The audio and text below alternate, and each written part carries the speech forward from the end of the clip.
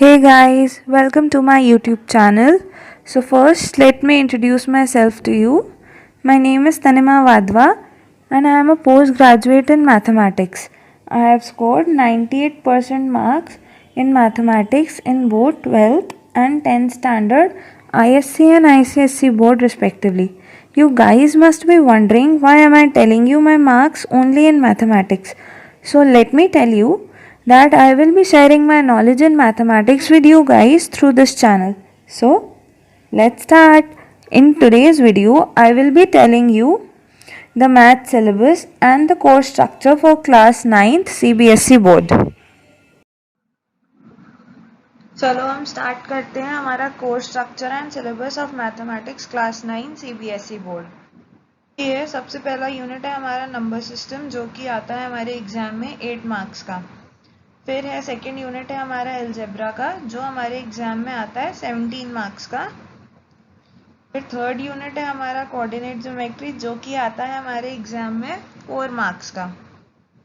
फिर fourth unit आता है हमारा ज्योमेट्री, जो कि आता है 28 मार्क्स का। सबसे ज़्यादा मार्क्स का यही हमारा यूनिट आता है और सबसे डिफ़िकल्ट यूनिट भी यही है पूरे सिलेबस में।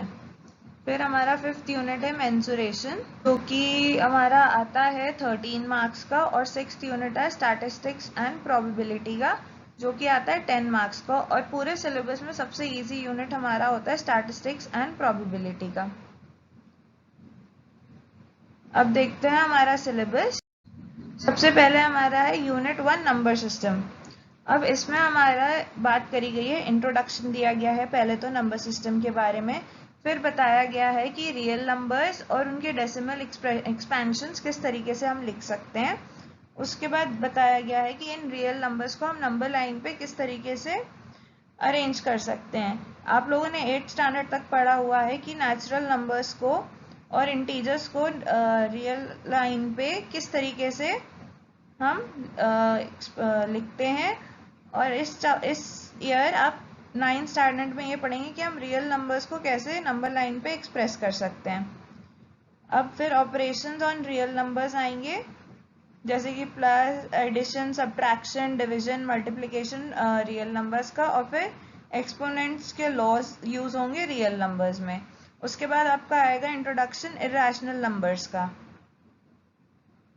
आइए अब चलते हैं सेकेंड,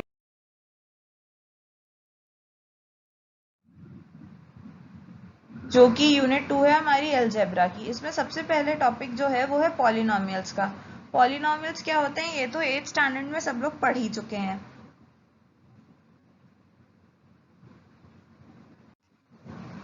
ये 8th स्टैंडर्ड में सब पढ़ चुके हैं कि पॉलिनोमियल्स होते क्या हैं। तो इसमें आपका फिर से इंट्रोडक्शन दिया जाएगा, जिससे कि 8th स्टैंडर्ड का आपका रिवाइज हो जाए। अब polynomials in one, next topic है पॉलिनोमियल्स इन वन वेरिएबल, यानी कि वो पॉलिनोमियल्स जिसमें x की डिग्री 1 होती है। फिर आते हैं जीरोस ऑफ अ पॉलिनोमियल। यहाँ पे जीरोस का मतलब है कि उस पॉलिनोमियल के फैक्टर्स। आप 8th स्टैंडर्ड में भी पॉलिनोमियल्स को फैक्टराइज करना सीख चुके हैं, पर इस बार 9th स्टैंडर्ड में पॉलिनोमियल्स का फैक्टराइजेशन जो है वो थोड़ा सा हायर लेवल का है। फिर आता है रिमाइंडर थ्योरम। फिर आता है फैक्टराइजेशन ऑफ पॉलिनोमियल, जो कि सर्टेन आइडेंटिटीज को यूज करके होगा। और वो आइडेंटिटीज हमारी हैं algebraic identities. Second part unit 2 का है लीनियर इक्वेशंस इन टू वेरिएबल्स। सबसे पहले है इंट्रोडक्शन इसका, फिर बताया जाएगा कि लीनियर इक्वेशंस होते क्या हैं। फिर बताया जाएगा कि solution of a linear equation किस तरीके से हम निकाल सकते हैं। फिर हम लीनियर इक्वेशन का ग्राफ, दो टू वेरिएबल में लीनियर इक्वेशन होगी, यानी कि एक x होगा और एक y होगा। इन दो वेरिएबल्स में एक इक्वेशन बनेगी, उसका हम ग्राफ किस तरीके से बना सकते हैं।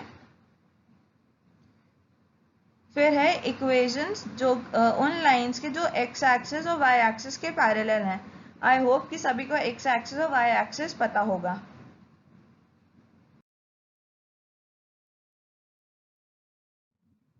नेक्स्ट यूनिट है हमारा यूनिट 3 कोऑर्डिनेट ज्योमेट्री का, जिसमें फर्स्ट टॉपिक है हमारा कोऑर्डिनेट ज्योमेट्री। सबसे पहले हर चैप्टर में इंट्रोडक्शन दिया जाता है, उसी तरीके से इस चैप्टर में भी कोऑर्डिनेट ज्योमेट्री का इंट्रोडक्शन दिया जाएगा पहले। उसके बाद ये बताया जाएगा कि कार्टेशियन सिस्टम होता क्या है, जो कि आप 8th स्टैंडर्ड में भी पढ़ चुके हैं। फिर भी मैं अपने लेक्चर्स में फिर से एक्सप्लेन करूंगी कि कार्टेशियन सिस्टम होता क्या है।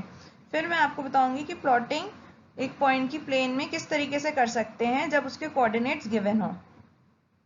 नेक्स्ट हमारी यूनिट है ज्योमेट्री, और पूरे 9 सिलेबस में ये सबसे ज़्यादा डिफिकल्ट यूनिट होती है, पर अगर आप मेरे लेक्चर्स को रेगुलरली ध्यान से देखेंगे तो आपको ये यूनिट बिल्कुल भी डिफिकल्ट नहीं लगेगी और आपको आसानी से समझ में आ जाएगा। अब है इंट्रोडक्शन टू यूक्लिड ज्योमेट्री। ये वाला टॉपिक जो है एग्जाम में नहीं आता, ये सिर्फ क्लास की एक्टिविटी के लिए इंक्लूड किया गया है सिलेबस में। तो इसमें सबसे पहले है इंट्रोडक्शन।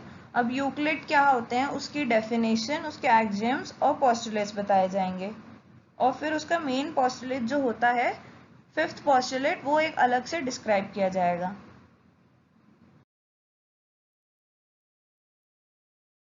ज्योमेट्री में सेकंड टॉपिक जो हमारा है वो है लाइंस एंड एंगल्स का। लाइंस एंड एंगल्स भी आप लोग 8th स्टैंडर्ड में पढ़ चुके हैं, पर फिर भी हम इसको स्टार्टिंग से लेंगे। सबसे पहले इंट्रोडक्शन बताया जाएगा आपको, फिर उन सारे टर्म्स और डेफिनेशंस बताई जाएंगी, बेसिक टर्म्स जो भी यूज होते हैं लाइंस एंड एंगल्स के लिए। फिर आपको बताया जाएगा कि intersecting lines and non intersecting lines क्या होती हैं। फिर आपको नेक्स्ट टॉपिक है जो बताया जाएगा पेयर ऑफ एंगल्स। फिर बताया जाएगा parallel lines and a transversal क्या होता है। फिर आपको बताया जाएगा lines parallel to the same line, ये हम किस तरीके से कर सकते हैं। फिर आपको एक्सप्लेन करी जाएगी एंगल सम प्रॉपर्टी ट्रायंगल की। और इसी के साथ हम नेक्स्ट टॉपिक पे आएंगे, ट्रायंगल्स। इसमें सबसे पहले आपको ट्रायंगल्स का इंट्रोडक्शन दिया जाएगा, उसके बाद आपको बताया जाएगा कि हम कॉन्ग्रुएंस ट्रायंगल्स का कैसे कर सकते हैं, यानी कि कॉन्ग्रुएंस ऑफ ट्रायंगल्स आपको बताया जाएगा। फिर क्राइटेरिया बताया जाएगा कॉन्ग्रुएंस ऑफ ट्रायंगल्स के लिए। फिर आपको कुछ प्रॉपर्टीज समझाई जाएंगी ट्रायंगल्स की, और उसके बाद उन प्रॉपर्टीज के बेसिस पे और भी जो क्राइटेरिया, डिफिकल्ट क्राइटेरिया होगा कॉन्ग्रुएंस ऑफ ट्रायंगल्स का, वो बताया जाएगा। और फिर हम नेक्स्ट टॉपिक जो हमारा आएगा वो आएगा इनइक्वालिटीज ट्रायंगल में हम किस तरीके से अप्लाई कर सकते हैं।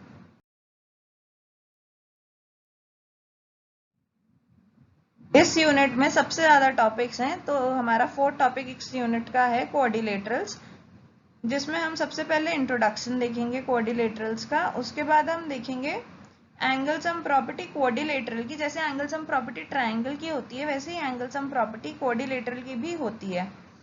फिर हम देखेंगे टाइप्स ऑफ कोऑर्डिलेटरल्स। बहुत सारे कोऑर्डिलेटरल्स के टाइप्स होते हैं, जैसे कि रेक्टेंगल हो गया, स्क्वायर हो गया, पैरेललोग्राम हो गया, रोम्बस हो गया, एटसेट्रा। ये लेक्चर्स में आपको डिटेल में बताया जाएगा कि कितने टाइप्स होते हैं कोऑर्डिलेटरल्स के। नेक्स्ट है प्रॉपर्टीज ऑफ अ पैरेललोग्राम, जो कि एक टाइप का कोऑर्डिलेटर है, उसकी स्पेसिफिक प्रॉपर्टीज पे हम फोकस करेंगे। उसके बाद हमारा आएगा कोऑर्डिलेटरल, क्या कंडीशन होगी, क्या कंडीशंस फॉलो होनी चाहिए कि जब एक कोऑर्डिलेटरल को हम पैरेललोग्राम कह सकते हैं। फिर उसके बाद हमारा आएगा मिड पॉइंट थ्योरम। ये थ्योरम सबसे इंपॉर्टेंट थ्योरम है कोऑर्डिलेटरल चैप्टर में। नेक्स्ट हमारा टॉपिक है इस यूनिट का areas of parallelograms and triangles. इसमें सबसे पहले तो इंट्रोडक्शन दिया जाएगा। एरिया क्या होता है ये तो सभी को पता है, पर फिर भी पैरेललोग्राम्स और ट्रायंगल्स के बेसिस पे इसका इंट्रोडक्शन दिया जाएगा। अब आपको नेक्स्ट बताया जाएगा फिगर्स के हेल्प से कि सेम बेस पे और सेम पैरेलल्स के बीच में हम किस तरीके से एरिया निकाल सकते हैं। फिर बताया जाएगा parallelograms on the same base and between the same parallels का एरिया कैसे निकालना है, और फिर वैसे ही ट्रायंगल्स का भी बताया जाएगा। नेक्स्ट टॉपिक है हमारा सर्कल्स, जिसमें सर्कल क्या होता है ये तो सभी को पता है, फिर भी हम इसमें इंट्रोडक्शन रखेंगे सबसे पहले, और सर्कल से रिलेटेड जो भी टर्म्स हैं उसका रिव्यू दिया जाएगा आपको लेक्चर्स में। उसके बाद आपको ये बताया जाएगा कि angle suspended by a chord at a point क्या है। फिर perpendicular from the centre to the chord किस तरीके से होता है। फिर सर्कल हम थ्रू 3 पॉइंट्स किस तरीके से कर सकते हैं। फिर आपको बताया जाएगा equal chords and the distances from the centre किस तरीके से कैलकुलेट होता है। फिर आएगा next topic angle suspended by an arc of a circle, और लास्ट टॉपिक है इस का साइक्लिक कोऑर्डिलेटरल्स। अब नेक्स्ट टॉपिक इस यूनिट का है कंस्ट्रक्शन, जिसमें आपको बेसिक कंस्ट्रक्शन सिखाया जाएगा, वही जो आप 8th स्टैंडर्ड में सीख चुके हैं। उसके बाद और कुछ नए तरीके सिखाए जाएंगे ट्रायंगल्स को कंस्ट्रक्ट करने के।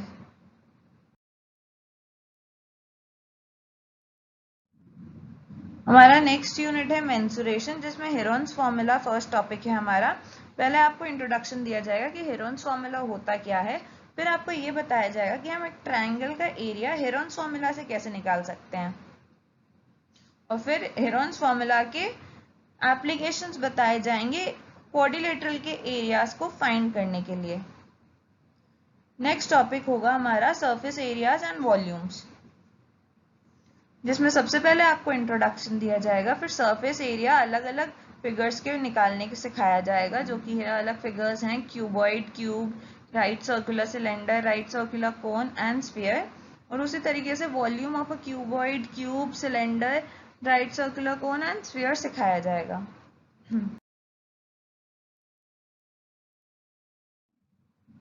लास्ट यूनिट है हमारी स्टैटिस्टिक्स एंड प्रोबेबिलिटी। ये यूनिट सबसे ज़्यादा इजी होती है और बहुत ही ज़्यादा स्कोरिंग भी होती है। इसमें हमारा पहला टॉपिक है स्टैटिस्टिक्स, जिसमें आपको पहले इंट्रोडक्शन दिया जाएगा कि स्टैटिस्टिक्स होता क्या है। उसके बाद आपको ये बताया जाएगा कि हम डेटा किस तरीके से कलेक्ट कर सकते हैं, फिर डेटा को हम प्रेजेंट कैसे कर सकते हैं, फिर ये बताया जाएगा कि ग्राफ पे हम डेटा को किस तरीके से रिप्रेजेंट कर सकते हैं। आपने अपने 8th स्टैंडर्ड में, 7th स्टैंडर्ड में अलग अलग टाइप के ग्राफ्स पढ़े होंगे, जैसे कि बार ग्राफ पढ़ा होगा आपने। उसी तरीके से इनका ग्राफिकल रिप्रेजेंटेशन आपको ठीक से बताया जाएगा वीडियोस के थ्रू। फिर आएंगे मेजर्स ऑफ सेंट्रल टेंडेंसीज। ये हमारे होते हैं जिनकी हेल्प से, वो मेजर्स होते हैं जिनकी हेल्प से हम इन डेटा से कुछ इन्फॉर्मेशन गेन कर सकते हैं। वो आपको बताए जाएंगे कि हम कौन कौन से मेजर्स होते हैं सेंट्रल टेंडेंसी के, और उनसे हम किस तरीके से डेटा से इंफॉर्मेशन गेन कर सकते हैं। नेक्स्ट टॉपिक है हमारा इस यूनिट का प्रोबेबिलिटी, जो कि सबसे इजी और सबसे छोटा टॉपिक है पूरे 9th स्टैंडर्ड के सिलेबस में। सबसे पहले इंट्रोडक्शन दिया जाएगा कि प्रोबेबिलिटी होती क्या है, और फिर प्रोबेबिलिटी का यूज क्या है आपको सिखाया जाएगा। तो ये था हमारा क्लास 9th का सिलेबस यूनिट वाइज, और कोर्स स्ट्रक्चर जो मैं आपको पहले बता चुकी हूँ कितने मार्क्स का कौन सा सेक्शन आता है। तो थैंक यू मेरे वीडियो को देखने के लिए। If you like this video then kindly subscribe to my channel and don't forget to press the bell icon, जिससे कि मैं अपकमिंग वीडियोस के नोटिफिकेशंस आपको मिलते रहें। Thank you.